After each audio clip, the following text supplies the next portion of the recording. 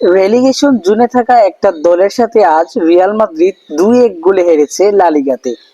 অর্থাৎ রিয়াল মাদ্রিদের লা লিগার টাইটেলটা হয়তো এবার চলে যাওয়ার সম্ভাবনাই বেশি, কেননা হাতে ম্যাচ আছে মাত্র 8টি করে এবং সেইখানে বার্সেলোনা অলরেডি 7 পয়েন্টের লিড নিয়ে নিছে। অর্থাৎ বার্সেলোনার আজকে একটা বিগ ম্যাচ ছিল অ্যাটলেটিকো মাদ্রিদের সাথে এবং শেষ দিকে এসে অ্যাটলেটিকো মাদ্রিদের সাথেও বার্সেলোনা আগে জিতে গেছে ম্যাচটা।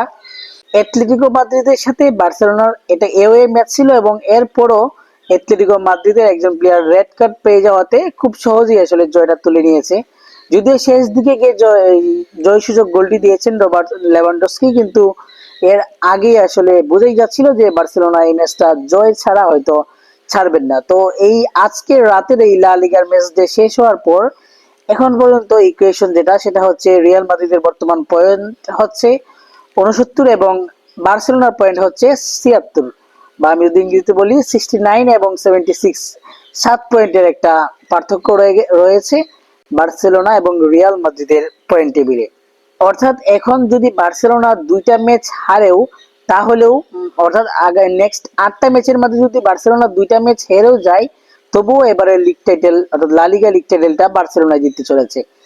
8টা ম্যাচের মধ্যে একটা ম্যাচ রিয়াল মাদ্রিদের সাথে রয়েছে বার্সেলোনার হোমে, দেখা যাক ওই সময় কি হয়। তারপরেও 2টা ম্যাচ হেরে একটা ম্যাচ যদি ড্র করে তবুও বার্সেলোনা আসলে লিগ টাইটেলে জিতবে, কেননা গোল ব্যবধানে বার্সেলোনা অনেকটা এগিয়ে। অনেক অনেক বলতে প্রায় একদম 15-16টা গোলের মতো লিড নিয়ে রেখেছে রিয়াল মাদ্রিদের কাছ থেকে। তো যাই হোক, আজকের ম্যাচ যেহেতু শেষ হলো, কিন্তু এখন হচ্ছে গিয়ে পরবর্তী ম্যাচের প্রস্তুতি। ইন্টারন্যাশনাল ব্রেকের পর সাধারণত আমরা যেটা দেখি যে বড় বড় ক্লাবগুলো আসলে এরকম হুচট খায়, যেমন প্রায় প্রতিবারই একটা রদবদল হয়। তো এইবার আবার নেক্সট ম্যাচ হচ্ছে ইউসিএল এর ম্যাচ, রিয়াল মাদ্রিদের সাথে বায়ার্নের ম্যাচ এবং বার্সেলোনার সাথে আবার সেই অ্যাটলেটিকো মাদ্রিদেরই ম্যাচ ক্যাম্প নুতেও হবে নেক্সট ম্যাচটা। তবুও হয়তো অ্যাটলেটিকো মাদ্রিদ চাইবে নিজেদের আজকের এই হারের বদলা নিতে এবং অপরদিকে রিয়াল মাদ্রিদ বায়ার্নের সাথে জিতে এই আজকের হারের আসলে কিছুটা হলেও আর কি মনকে সান্ত্বনা দেওয়া।